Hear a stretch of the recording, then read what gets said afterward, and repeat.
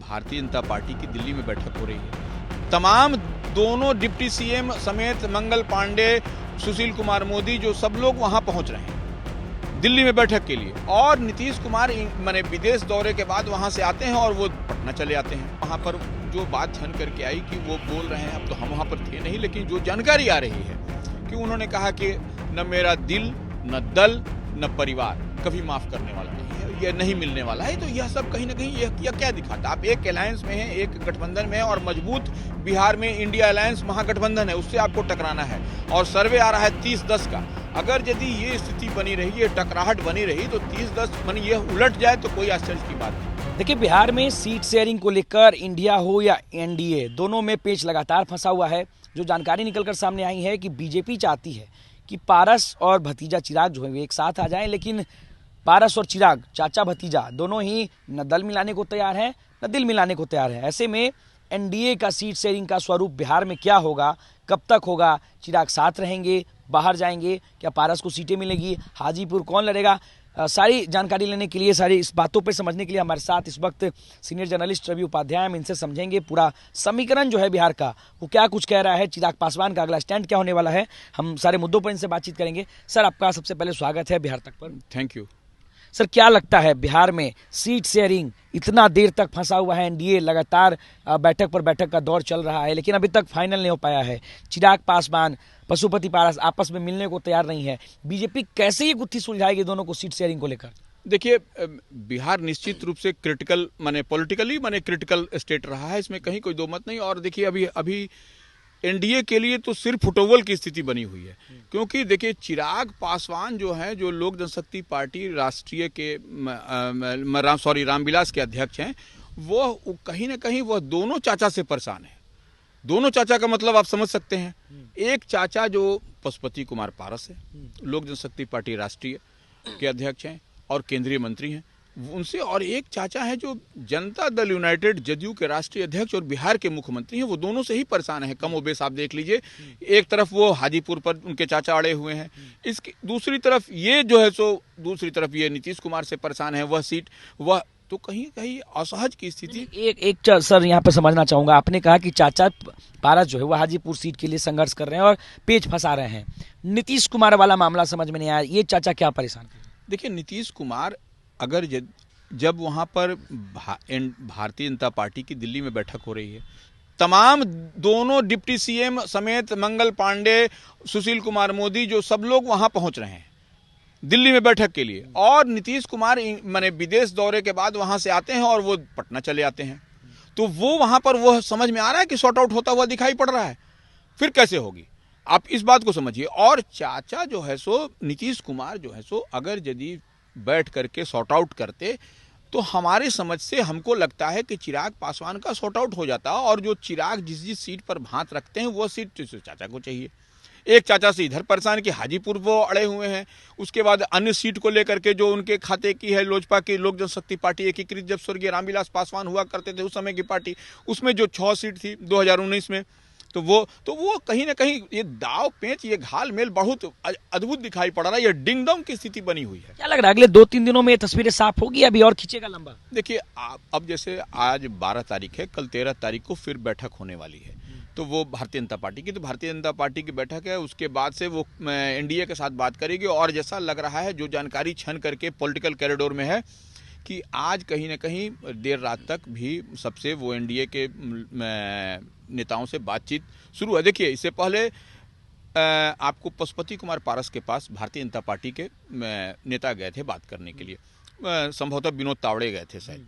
तो वो गए थे, वहाँ पर जो बात छन करके आई कि वो बोल रहे हैं, अब तो हम वहाँ पर थे नहीं, लेकिन जो जानकारी आ रही है कि उन्होंने कहा कि न मेरा दिल, न दल, न परिवार कभी माफ करने वाला नहीं है, यह नहीं मिलने वाला है। तो यह सब कहीं ना कहीं यह क्या दिखाता? आप एक अलायंस में हैं, एक गठबंधन में हैं, और मजबूत बिहार में इंडिया अलायंस महागठबंधन है, उससे आपको टकराना है। और सर्वे आ रहा है 30-10 का। अगर यदि ये स्थिति बनी रही, ये टकराहट बनी रही, तो 30-10 मानी यह उलट जाए तो कोई आश्चर्य की बात नहीं। ये फॉर्मूला कैसे हो सकता है, कैसे उलट जाए? जैसे आप कह रहे हैं 30-10, या नीतीश एनडीए 10 महागठबंधन आप बता रहे हैं, ये उलट कैसे सकता है? इसकी परिस्थिति, किस परिस्थिति? देखिए, जिस तरह से अगर यदि मान लीजिए यह जो समीकरण नहीं बनता हुआ दिखाई पड़ रहा है। एनडीए में सारे अलायंस पार्टनर जो कहीं ना कहीं दुखी हैं, मुकेश सहनी दुखी चल रहे हैं, उपेंद्र कुशवाहा की बात आ रही है, वो है जीतन राम मांझी, तो यह सब कैसे होगा? यह एक एक सीट पर ये लोग मानेंगे नहीं।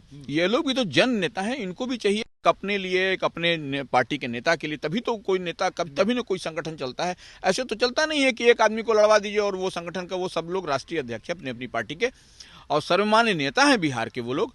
मुकेश सहनी की बात कर लें, उपेंद्र कुशवाहा की बात कर लीजिए, या फिर जीतन राम मांझी की बात कर लीजिए, तो ऐसे में ये सबको समाहित करना है, सबको एकजुट करना है। और चिराग पासवान का तो झोल झाल चलिए रहा है, वो तो पता ही नहीं चल रहा है क्या उनको रखेंगे नहीं रखेंगे। कोई नेता बात ठीक से बात नहीं हो पा रही है। मैंने जो तालमेल की बात है घटक दलों के बीच में, अलायंस के बीच में, वह नहीं स्पष्ट दिखाई पड़ रहा है। तो यह पेंच है। तो वह अगर यदि मान लीजिए यह विपरीत, देखिए राजनीति तो संभावनाओं का खेल है, इसमें तो कोई टेकन फॉर गारंटी कुछ नहीं हो सकता है कि आज ऐसा है तो कल भी वैसा होगा। कोई जानता था नीतीश कुमार जो है तो 17 महीने बाद इधर सुधर हो जाएंगे? कोई नहीं जानता था। तो ये हुआ, ये सच्चाई है। तो इसी तरह से मान लीजिए अगर सीटों का बंटवारा ढंग से नहीं हो रहा, और उस समय तो नीतीश कुमार कहा करते थे या उनकी पार्टी कहा करती थी कि बहुत लेट हो रहा है इंडिया अलायंस में, लेट में टिकट में, कैसे जाएंगे, क्या करेंगे। और ये 3 महीने 2 महीने का समय हो गया, अभी लोगों को लेट नहीं समझ में आ रहा है।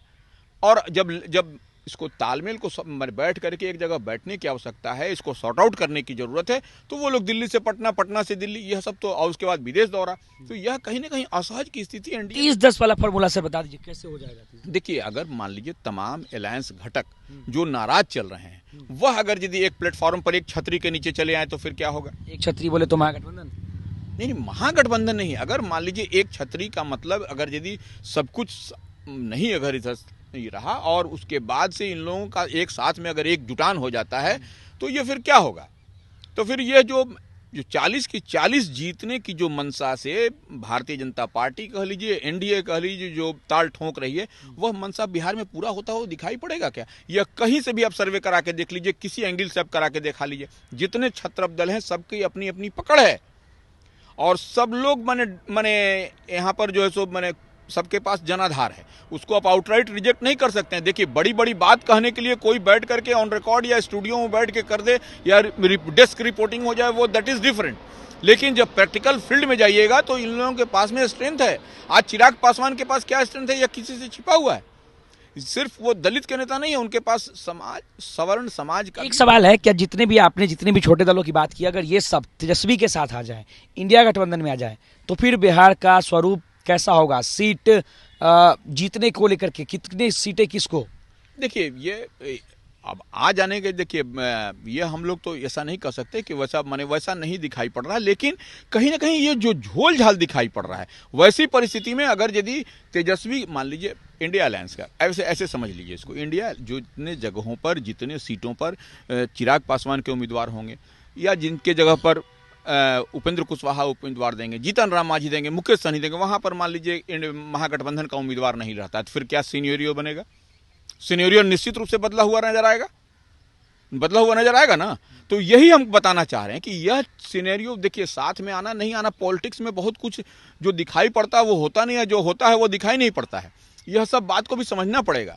तो इसलिए बहुत झोल झाल है, यहाँ डिंग डोंग की स्थिति बनी हुई है एनडीए के अंदर बिहार में। वही महागठबंधन से आपको टकराना है, और महागठबंधन पूरी मजबूती के साथ जो है सो तमाम सर्वे करने वाले लोग जो सो आश्चर्यचकित हैं, कैसे जो है सो 30 एनडीए दिखाई पड़ रहा है, 10 जो है सो महागठबंधन। अभी ये स्थिति में अभी और जब चुनाव नजदीक आएगा तो फिर देखिएगा कि और माने इसमें और भी कुछ आपको बदलता हुआ स्वरूप इसका दिखाई पड़ेगा। तो यह सब तो दिखाई पड़ रहा है।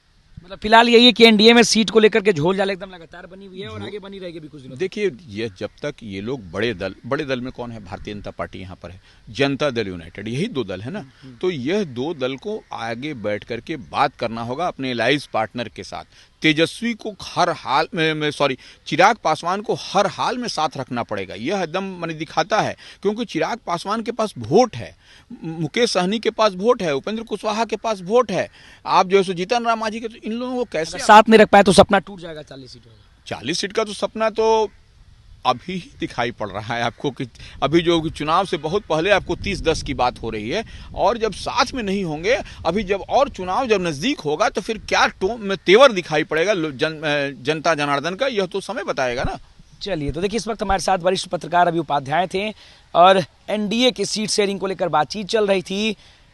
एनडीए में छोटे छोटे जितने भी दल हैं, चूंकि उनके पास दल छोटा है मगर जनाधार बड़ा है, चिराग पासवान की पार्टी हो, जीतन राम मांझी की पार्टी हो या फिर उपेंद्र कुशवाहा की पार्टी हो, अगर इनको बीजेपी नहीं मनाती है तो फिर उनका जो 40 सीट का सपना है वो एकदम धरा का धरा रह जाएगा और फिर बिहार में सीट जीतने का जो स्वरूप है वो एकदम बदल जाएगा, बता रहे थे रवि उपाध्याय। अनिकेत कुमार, बिहार तक, पटना।